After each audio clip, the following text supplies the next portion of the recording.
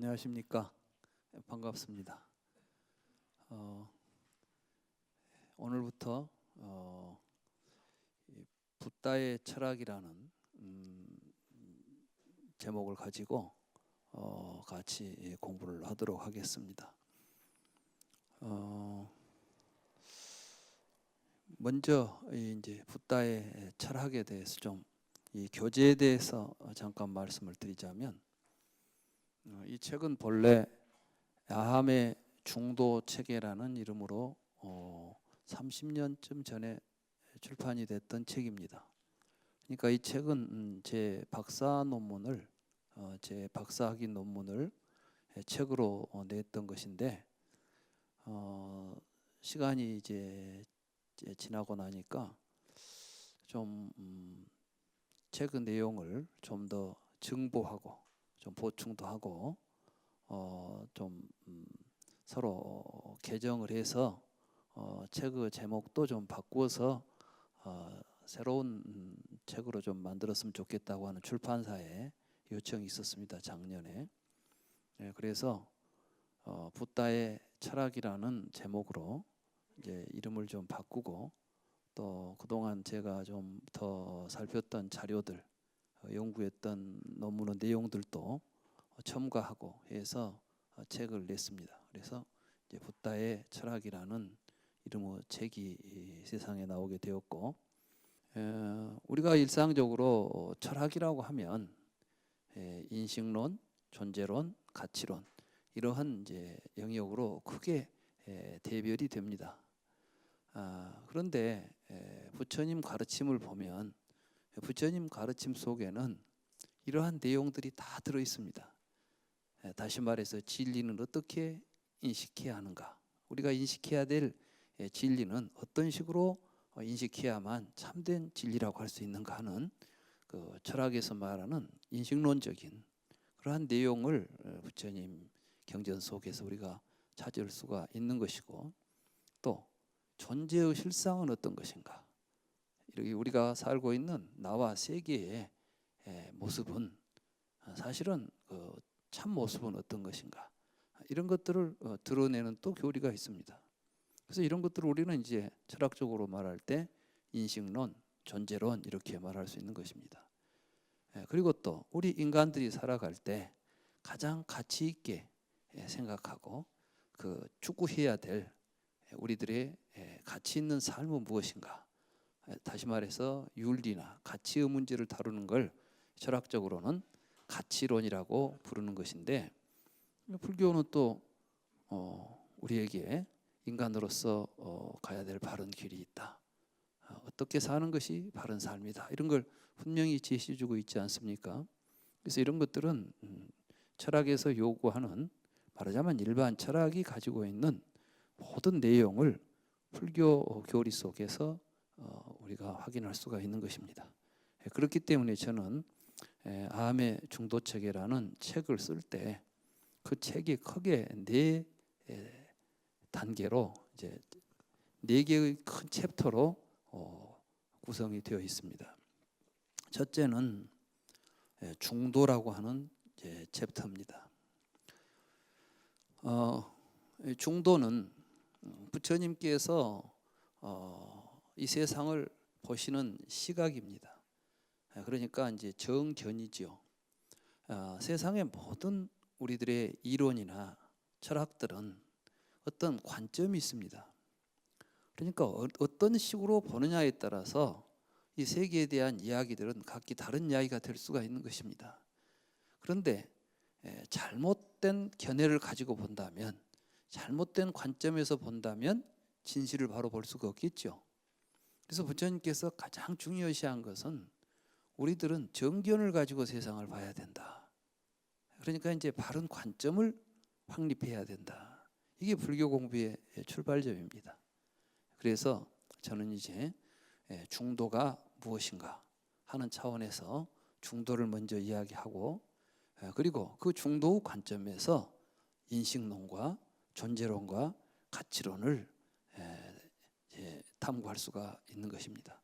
이런 관점에서 제 책은 이제 제 첫 번째는 중도에 대한 이야기가 되겠고, 두 번째는 인식론, 세 번째는 존재론, 네 번째는 가치론, 이러한 내용이 되어 있는데 이번 겨울에는 그 가운데서 중도와 인식론에 대한 내용을 가지고 여러분들과 함께 공부를 하도록 하겠습니다. 예, 어떤 사람들은 이렇게 말합니다. 불교는 종교인데 왜 자꾸 종교를 철학적으로 논의하려고 하느냐, 이러한 생각을 가지신 분도 간혹 있습니다. 그런 생각을 가진 분들이 있을 수 있겠죠. 예. 여러분들이 아시기에 불교는 종교지 않습니까?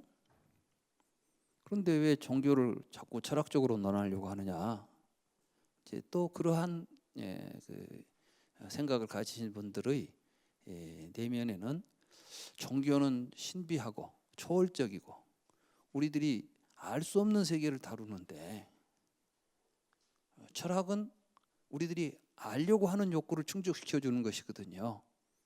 그러니까 어떻게 알 수 없는 세계를 이야기하는 걸 우리가 알려고 하느냐. 그러니까 이제 종교는 알려고 하지 말고 믿어라. 믿으면 되지 뭘 그 알려고 하느냐. 이제 이런 관점을 갖는 것이죠. 그런 관점에서 본다면 이제 불교는 우리가 뭐 생각하고 따지고 할 게 없죠. 부처님이 하신 말씀을 그대로 믿고 따르기만 하면 될 것이죠. 근데 과연 부처님이 그렇게 우리를 가르쳤을까요? 불교가 다른 종교와 같이 맹목적인 신앙을 요구하는 종교인가 하는 문제입니다. 부처님께서 왜 출가를 하셨습니까? 부처님 당시에 종교가 있었습니다. 그 당시 종교는 브라만교입니다. 브라만교에서는 브라만 신이 세상을 만들었다고 가르치고 있습니다. 그러니까 브라만에게 제사를 지내면은 우리가 알 수 없는 윤회의 과정에서 벗어나 가지고 브라만천에 가서 영원히 죽지 않고, 불사라고 그러죠. 불사, 죽지 않는 삶을 누릴 수가 있다, 이렇게 가르치고 있었어요. 부처님은 만약에 신앙인이라면 그렇게 믿고 그대로 갔으면 좋을 텐데 왜 부처님께서는 출가를 해가지고 다른 종교를, 말하자면 불교를 창시하셨을까요? 부처님 말씀에 보면 이런 이야기가 있습니다. 어떤 사람이 브라만천에 대해서 이제 이야기를 하지요. 브라만천에 가면 영원히 우리가 죽지도 않고 행복한 삶을 살 수가 있다, 이런 이야기를 하니까 부처님께서 그 브라만에게 이렇게 말했습니다. 혹시 그대들 가운데 브라만천을 가서 본 사람이 있습니까? 브라만천을 가서 본 사람이 있겠습니까? 없다고. 그런 사람은 없다. 그럼 당신은 당신이 보지도 못한 브라만천에 대해서 어떻게 알고 이야기를 하십니까? 우리 아버지가 이야기했다. 이제 브라만들은 대대로 세습이 되죠. 그러니까 이제 할아버지, 아버지, 아들 이렇게 쭉, 이제 브라만은 한번 브라만이죠. 그게 이제 인도의 카스트죠. 그래서 이제 브라만 계급은 저 조상 때부터 계속 브라만들이 있고, 그 브라만들이 한 이야기가, 브라만 신이 있어가지고 세상을 창조했다는 이야기가 이 브라만교에서 믿는 베다에 나오는 이야기입니다. 그럼 베다는 누가 썼겠어요? 신이 썼겠습니까? 브라만들이 썼겠습니까? 브라만이 썼겠죠. 그럼 이제 그 브라만, 그 쓴 브라만은 뭘 보고 썼을까요? 보지도 않고 썼을까요? 그래 이제 묻는 거예요, 부처님이. 그러니까 뭐 할아버지도 본 적이 없다, 증조 할아버지도 본 적이 없다, 고조 할아버지도 본 적이 없다. 그런데 본 적이 없는 브라만에 대해서 이야기하는 것이 과연 우리가 믿을 만한 이야기가 되겠냐고 반문하는 것입니다. 그러면서 그 브라만천에 가겠다고 하는 것은, 브라만천이 어디 있는지를 아십니까? 브라만천이 있는 것을 확인했습니까? 있다면 어디 있는지를 아십니까? 모르겠다는 거야. 어디 있는지도 모르고 누가 봤습니까? 본 사람도 없다. 아무 근거도 없는데 그냥 브라만천에 가야 된다, 이런 걸 믿고 가면 되겠는가? 그리고 부처님께서는 우리에게 맹목적인 믿음을 가져서는 안 된다고 이야기했습니다. 우리가 이제 다음에 이야기하겠지만 부처님께서는 우리가 진리라고 믿어서는 안 되는 5가지가 있다는 것입니다. 하나는 신념이에요. 있을 것 같아. 나는 신이 있다고 믿어. 나는 브라만천이 세상을 만들었다고 믿어. 우리가 자기가 가지고 있는 신념을 가지고 진리라고 주장해서는 안 된다는 거죠. 그 다음에 기호. 나는 브라만천이 있으면 좋겠어. 내가 죽어서 이제는 영원히 죽지 않고 살 수 있는 세상이 있으면 좋겠어 하는 희망사항을 가지고 그걸 가지고 진리라고 주장해서는 안 된다는 겁니다. 그 다음에는 이제 전통. 지금까지 쭉 세상 사람들이 다 그렇게 믿어왔어요. 그러니까 나도 그렇게 믿고 따라갈 수 있다고 생각해서도 안 된다는 것입니다. 논리적으로 생각해 보니까 그럴듯하다 해서 그 논리적인 추론을 통해서 어떤 지식을 얻어가지고 그걸 진리다고 믿어서도 안 된다는 겁니다. 마지막에는 그럴듯한 이론이 좋아서 말하자면 누구 철학, 말하자면 성경의 내용 또는 어떤 교리, 뭐 다른 사람이 만들어 놓은 어떤 철학 체계 이런 게 좋아가지고 그 생각을 자기가 받아들여 가지고 그걸 진리라고 해서도 안 된다는 것입니다. 이 지점은 사실은 지금까지 세상에 있는 모든 진리라고 주장하는 사람들이 그 진리라고 주장하는 근거로서 가지고 있었던 것들이 바로 이 5가지입니다. 그러니까 많은 사람들은 실제로 진리를 알아서 이게 진리다라고 주장하는 게 아니라 첫째는 지가 그렇게 믿고 있거나 또는 스스로가 그렇게 되었으면 좋겠다고 지 마음에 들어서 그걸 진리라고 하거나 대부분의 사람들은 이제 이런 걸 진리라고 합니다. 요즘 우리 주변에 보면 이제 진리는 사실은 진실, 사실이거든요. 근데 이 사실을 우리가 접근해가는 방법에 있어서 많은 사람들이 자기가 이건 분명히 사실일 거라고 생각하고 있는 것들도 잘 살펴보면 그 가운데는 전혀 사실이 아닌 것을 사실이라고 믿고 있는 경우가 허다합니다. 예를 들면 요즘 가짜 뉴스들이 참 많지요. 가짜 뉴스 많잖아요. 사실 지금 우리 주변에 돌아다니는 텔레비전에 나오면 진짜라고 생각하시지 마세요. 뭐 여기 텔레비전 방송이 있지만 사실은 이 사람들은 무엇을 진실로 받아들이고 싶어 하냐 하면 자기 마음에 드는 것을 진실로 받아들이고 싶어 해요.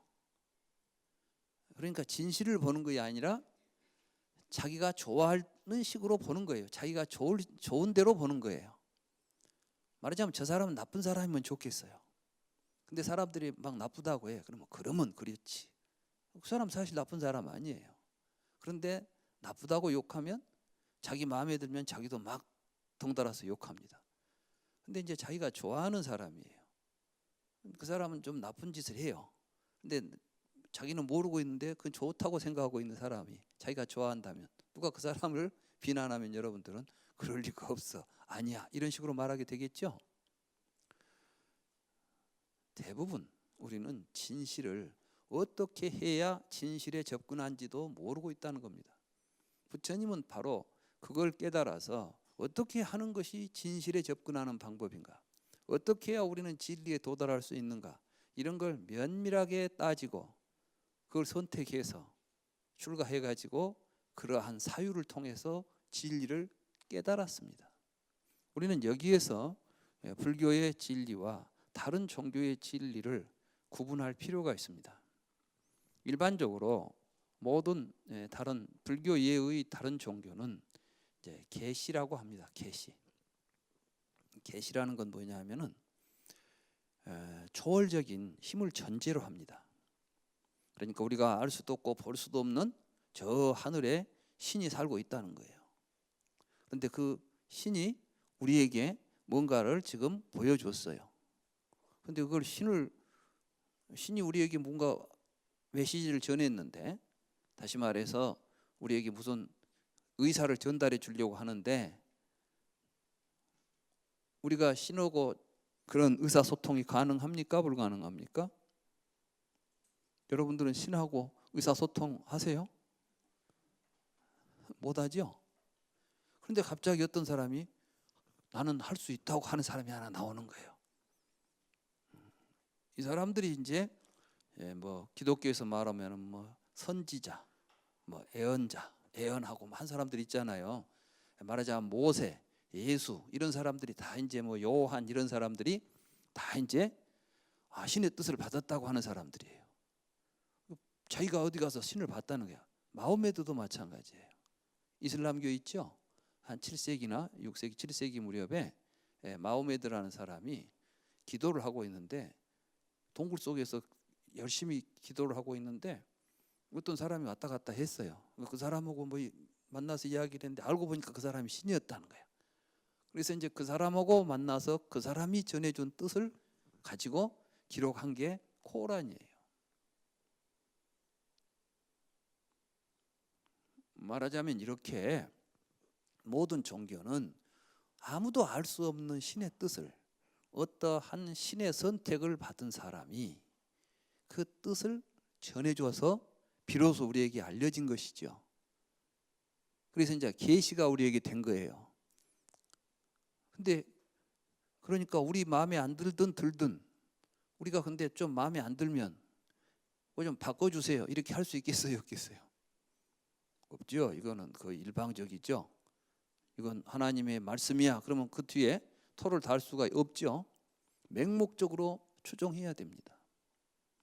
그러니까 이게 뭐 이치에 맞든 안 맞든 우리가 이제 뭐 인간의 뭘로 이제 생각해가지고 뭐 그럴 리가 있겠냐 하면, 신의 뜻이 깊고 깊은데 어찌 인간의 그 하찮은 지혜로서 신의 뜻을 알려고 하느냐, 무엄하다 이렇게 이제 말하는 거예요. 그러니까 도전할 수도 없고 무조건 거기에 맹종돼 가지고 하라면 하라는 대로 살 수밖에 없어요. 그래서 이제 결국 어디에 가게 되느냐, 저희는 종입니다 이렇게 이제 선언을 하는 거예요. 그러니까 이제 모든 다른 종교는 종되는 종교예요. 거짓말 같아요? 실제로 이 다른 기독교나 이런 데 가면은 저를 종으로 사용해 주세요 이렇게 이제 스스로 종되기를, 신의 종되는 걸 영광으로 생각합니다. 참 희한하죠. 부처님은 어떤 분이냐면 세상의 종교가 그따위 종교를 보고 이게 세상에 이게 뭐 이런 것 속에서 우리가 살아갈 때 행복할 수가 있겠어요, 없겠어요? 물론 세상에서 제일 속편한 게 종인지도 몰라요. 왜냐하면 종은 시킨 대로만 하면 되거든. 뭐 고민할 게 없잖아. 죽어라 하면 죽어버리면 되고 하는 거야. 그러니까 아무 편히 살 수 있죠. 우리들은 굉장히, 그래서 종교가 마약 같은 거예요. 아무리 고달퍼도 주님의 뜻이다 뭐 이렇게 생각해 버리면 종놈은 본래 고달픈 법이야 하고 살면 되는 거야 그냥. 근데 부처님은 그렇게 살기를 거부하신 분이죠. 정말 주님이 있어가지고 우리에게 명령을 내리고 한다면 모르지만은 본 적도 없고 들은 적도 없는데 누가 갑자기 내가 봤다는 사람, 그 사람을 어떻게 믿어? 그 사람이 말했다고 해서 그대로 따라다닌다는 거, 이게 말도 안 되는 소리 아니에요. 그것도 3000년 전에. 그래서 부처님이 위대한 거예요. 그래서 부처님은 정말 그들이 말하는 세계가 가능할까? 근데 이제 그들은 또 가능하다고 말하죠. 뭐 지금 우리 주변에 있는 종교들처럼 뭐 죽으면 된다 이런 이야기를 하는 게 아니라, 그때 이제 우파니샤드에서는 그러한 진실을 우리가 직접 볼 수 있다 이런 방법으로 제시된 게 요가예요. 요가를 통해서 말하자면 명상을 하지요. 선정에 들어가서 직접 그러한 신적인 요소를 만날 수 있다는 거예요. 왜? 우리 안에가 신이 깃들어 있으니까. 자, 그 교리가 그래요. 그게 뭐냐면 아트만이에요. 아트만. 브라만은 내 속에 있다 이게. 우리 안에 브라만이 있다. 우리는 그걸 발견해야 된다. 그걸 발견하는 자는 불사를 얻는다. 이제 이러한 가르침이 있어요. 내 안에 있는 것이니까 찾아봐야 되겠죠. 그래서 이제 부처님은 출가해가지고 유명한 그러한 선정 수행가들을 찾아가서 그 브라만 있는 자리를 찾기 위해서 엄청난 선정을 닦습니다. 가보니까 전부 다 거짓말하고 있는 거예요. 선정에 들어가서 우리가 이제 어떤 산매에 들어가게 되면 여기서 보지 못하던 산매에서 나타나는 현상들이 있죠. 그걸 가지고 이제 뭐 그게 브라만이다 이런 식으로 말하는 거죠.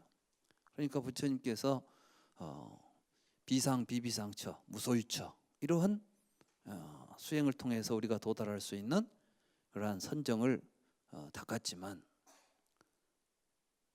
선정에서 깨나 보니까 선정에서 깨났는데도 선정의 상태가 유지되겠습니까? 안 되겠습니까?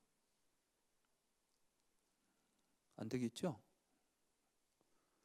그럼 우리가 지금 그냥 가만히 앉아서 선정 속에서 사는 게 인생이겠어요? 아니면 사실 우리 인생의 대부분은 선정 바깥에서 이루어집니까?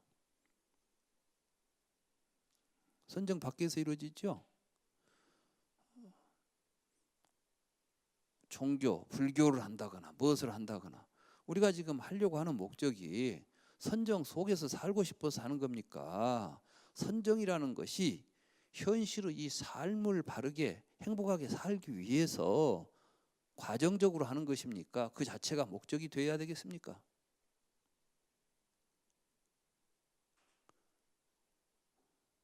만약 어떤 사람이 현실과는 전혀 동떨어지게 혼자 선정에 들어가 있는 세계에서만 놀고 있으면 우리는 그런 사람을 뭐라고 부르겠어요? 미쳤다고 하죠. 왜냐하면 우리가 같이 볼 수 있는 이 현실 세계를 공유하고 있는 이 세계를 떠나 있는 사람을 그리고 그 사람은 사실은 착각이나 환상을 보고 있는 거죠. 선정 속에서 우리가 볼 수 있다고 하는 것이 잘못된 선정을 하게 되면 그러니까 바른 선정이 아닌 잘못된 선정을 하게 되면 그 선정 속에서 드러나는 것은 이러한 이 망상들입니다. 다시 말해서 허상들이죠. 진실이 아닌 것이죠. 붓다는 그들이 했던 모든 수행을 통해서 실상이 아닌 것을 실상으로 착각하고 붙잡고 있었다는 사실을 깨닫게 됩니다. 그래서 이제 나와가지고 다시 고행이라고 하는 수행을 합니다. 그 당시 인도 사회에는 이제 브라만교가 조금 쇠퇴했어요. 말하자면 사람들이 이제 브라만교를 잘 안 믿게 돼. 인류 역사는 기독교 같은 신이 세상을 창조했다고 하는 이러한 종교 사상이 어느 지역에나 일반적으로 고대 사회에서는 인간의 사유 세계를 삶의 세계를 지배하고 있습니다. 그러니까 어느 민족에나 보면 신화라는 게 있죠. 우리도 그런 신화가 있지 않습니까? 하느님이 아들을 내려보내가지고 그 아들이 곰하고 결혼해가지고 우리 할아버지가 세상에 나오신 거야. 그 할아버지로부터 우리가 피를 이어받은 우리는 단군의 조상이야. 이게 우리 단군 신화입니다. 거기에도 보면 초월적인 하늘 세계에서 뭔가 영적인 우리는 알 수 없는 어떤 것이 왔다는 그런 이야기들을 하고 있는 것이죠. 어느 이제 문화권에나 다시 말해서 어느 나라나 고대인들은 이렇게 신이 세상을 창조했다거나 우리의 존재의 근거가 우리가 지금 살고 있는 이 현실 세계와는 다른 어떠한 신비한 또는 초월적 영역에서 출발했다고 하는 생각을 다 하게 되었던 것이고 또 그 힘이 여전히 우리들의 삶에 영향을 주고 있다. 다시 말해서 우리들의 삶을 좌지우지하는 전적으로 우리의 삶을 말하자면 삶에 대해서 어떠한 그 권리를 힘을 가지고 있는 존재가 있다. 그러니까 그 존재에 대해서 우리는 복종해야 된다. 이런 생각을 가지고 살았던 인류의 삶으로부터 이제 서구에서 서양에서는 15세기, 16세기 이제 시작될 때 이제 그에 대한 새로운 이제 반발이 일어났죠. 그게 이제 갈릴레이 같은 그 과학자들이 천체를 망원경으로 관찰하다 보니까 이 세상은 하나님이 만들어 가지고 운영하고 있는 게 아니라 자연적으로 천체들이 운동하고 있더라는 것이죠. 더군다나 이제 뉴턴 같은 사람은 그러한 운동을 할 수 있는 원천적인 힘들이 우주 공간 속에 그 자체로서 있더라는 거야. 다시 말해서 하나님의 힘에 의해서 우주가 돌아가는 게 아니라 이 세상은 존재하는 것들이 가지고 있는 자체적인 힘에 의해서 돌아간다는 거예요. 이게 바로 이제 그 유명한 중력 아닙니까? 만유인력의 법칙 아니겠어요? 모든 것들은 힘을 가지고 있다는 거예요. 옛날에는 힘은 살아있는 것만 가지고 있는 거예요. 다시 말해서 우리가 마차를 굴리려면 마차만 있어가지고는 안 굴러가죠. 말이 있어야 돼, 말이. 그런데 이 천체가 움직이려면 돌덩어리가 저 혼자 움직일 수 있겠냐는 거지. 말하자면 이 천체가 움직이려면 천체를 움직이는 힘이 있는데 그 힘은 누가 가지고 있어요? 신이 있을까? 신에게 있을 거라고 생각했죠. 그런데 뉴턴은 신 없어도 세상은 돌아간다는 원리를 발견해낸 거 아니에요. 이 자연과학이 발달하면서부터 신에 대한 믿음은 이제 의심을 받기 시작하죠. 그래가지고 지금은 이제 종교는 지금에 있어서 종교는 옛날처럼 그렇게 맹신적인 종교는 지극히 그 맹신적인 사람들 아니고는 대부분 이제 식견 있는 종교인들은 그러려니 하고 믿어요. 그리고 또 그렇게 믿고 있는 것이 더 낫죠. 왜냐하면 이제 서양에서는 서양과 동양의 그 윤리학에 있어서 차이가 있습니다. 서양은 살세 죽이지 마라. 어떤 윤리적인 내용은 신의 명령이었지 인간이 스스로 어떤 도리가 있으니까 윤리 도덕을 지켜야 된다고 하는 그러한 철학이 애초에 없었어요. 대부분이 없었습니다. 물론 고대 그리스에 이제 히랍 철학이 있긴 했지만은 그것이 기독교 히랍 철학은 이제 기독교에 의해서 신학이 되어버리고 대부분 이제 신학 체계 속에서는 인간의 윤리적인 근거는 신에게 있어요. 그러니까 요즘도 서양에서는 생명 윤리를 이야기할 때 기독교가 제일 먼저 나서죠.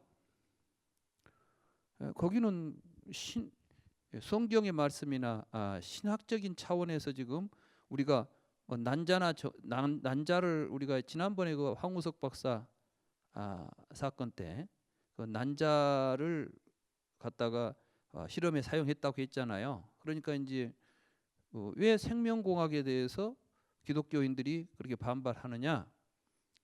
생명은 신의 영역인데 인간이 도전하면 안 된다. 이런 전제를 가지고 있어요.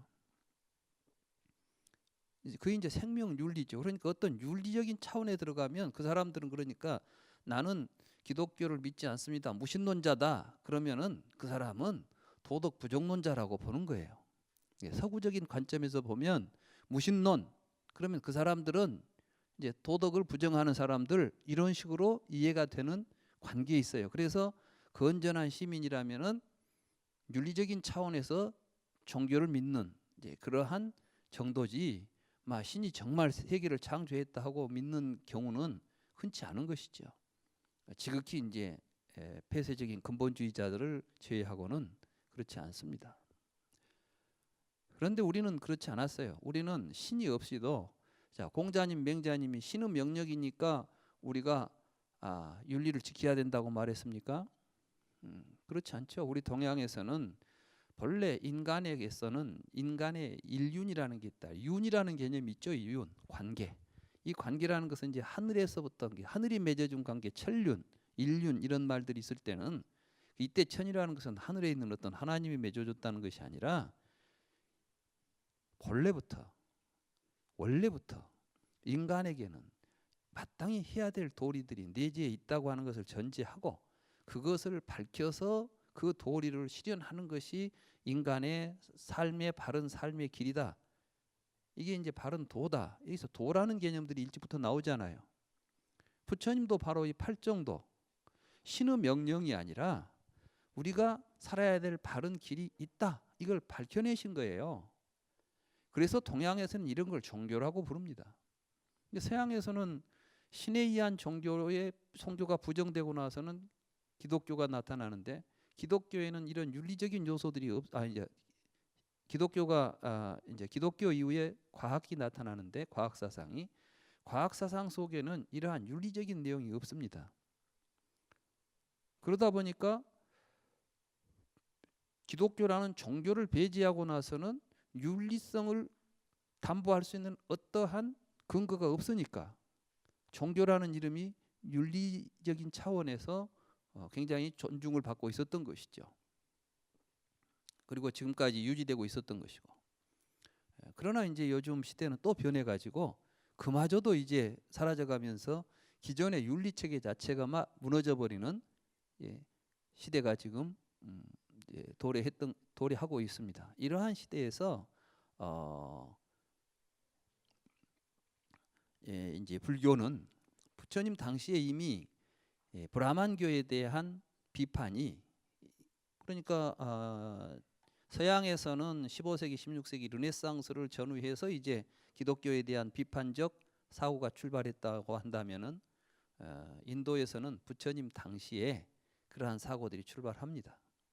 그리고 그때 이미 이제 불교를 위시해서 자인화교 또는 여타 이제 사문이라고 하는 새로운 슈라마나라고 하는 새로운 사상가들, 유물론자들 이런 다양한 사상가들이 등장했을 때 부처님도 그에 맞물려서 브라만교의 어떠한 교리 자체가 과연 진실인가를 묻고 진리를 찾기 위해서 부처님이 출가하셨던 것이고 그 결과로 해서 부처님이 깨달음을 얻었던 것입니다. 그렇기 때문에 철저하게 불교는 그 성격 자체가 일반적인 종교의 차원을 넘어서서 매우 철학적이라는 사실을 이해해야 됩니다. 그렇기 때문에 우리가 불교를 공부하면서 불교를 철학적으로 탐구하는 것은 불교의 근본에 접근하는 올바른 방식인 것이지 종교의 신성을 해치는 그러한 행동들이 아니라는 것입니다. 속자들은 뭐 종교적인 영역을 왜 철학적으로 그렇게 분석해가지고 다 까발리려고 하느냐, 막 감춰두고 신비하게 해가지고 믿고 가면 될 텐데 이런 식으로 말하는데 그렇지 않습니다. 불교는 근본적으로 있는 것을 사실을 사실대로 잘 드러내서 거기에 맞추어서 우리의 삶을 바르게 살아가자는데 그 의의가 있기 때문에 불교는 그야말로 철학 중의 철학입니다. 그렇기 때문에 종교가 되는 것입니다. 종교라는 말 자체도 사실은 서양에는 없는 말입니다. 서양에서는 릴리전이라고 하는 말을 일본 사람들이 번역을 할 때 종교라고 번역을 했습니다. 근데 종교라는 말은 사실은 불교에 있는 말입니다. 불교에서 종교는 무슨 말이냐면 이 종이 무슨 종자죠? 마루가 뭐죠? 산마루, 산 꼭대기, 이게 최정상이에요. 그러니까 이제 부처님의 가르침을 중국에서 여러 가지로 평가할 때 최고의 가르침을 종교라고 원교, 종교 이렇게 해서 종이라는 말은 불교의 핵심, 근본 사상, 가장 높은 진리를 의미했던 거예요. 그런데 이게 이제 서양 말을 번역하는 말이 되고 보니까 릴리전을 번역하는 말이 됐는데 사실은 릴리전이라는 말은 기독교의 교리의 근거에서 나오는 종교 개념이에요. 이게 뭐냐면 아담과 이브가 신의 말씀을 어기고 선악과를 따먹었습니다. 그러니까 이제 하나님이 낙원에서 쫓아버렸죠. 그렇죠? 너는 이제 그래서 신으로부터서 버림을 받고 쫓겨났어요. 이제 다시 쫓겨난 인간들이 하나님하고 다시 재결합을 하고 싶어. 그러기 위해서 이제 뭘 해요? 이제 하나님 잘못했습니다 하고 속죄를 해야죠. 그러니까 이제 원죄서를 이야기해요. 거기는 뭐 우리는 태어나면서부터 죄를 죄인들이에요. 그러니까 무조건 하나님 앞에 가면 죄인입니다. 그러니까 무조건 속죄를 해야 되고, 그리고 나서 이제 죄를 사해 달라고 빌면서 종임을 확인하고 뜻대로 하겠습니다 하고, 이렇게 해서 겨우겨우 어떻게 신에게 은총을 받아가지고 결합을 해보자. 이게 이제 재결합이죠. 리라는 것은 다시 리전, 관계를 맺는다. 재결합이란 뜻이에요. 종교라는 말이 세상의 모든 종교가 재결합하자는 종교입니까? 아닌 거예요. 종교도 다양한 형태가 있는 것입니다.